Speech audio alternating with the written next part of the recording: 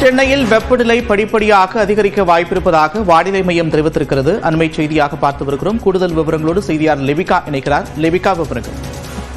நந்தா, தமிழகத்தில் வெப்பத்தினுடைய நிலை என்பது அதிகபட்சமாக 2 முதல் 3 டிகிரி செல்சியஸ் வரை உயரக்கூடும் என தெரிவிக்கப்பட்டிருக்கின்றது.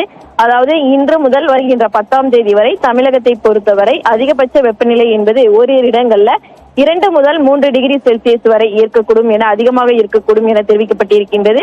குறிப்பாக சென்னையை பொறுத்தவரை வானம் ஓரளவு மேகமூட்டத்துடன் காணப்படும் எனவும் அதிகபட்ச வெப்பநிலை என்பது 35 முதல் 36 டிகிரி செல்சியஸ் ஒட்டி இருக்கக்கூடும் என தெரிவிக்கப்பட்டிருக்கின்றது. அதே போன்று நாளைய தினம் சென்னையை பொறுத்தவரை அதிகபட்ச வெப்பநிலை என்பது 35 முதல் 36 டிகிரி செல்சியஸை ஒட்டி இருக்கக்கூடும் என தெரிவிக்கப்பட்டிருக்கின்றது.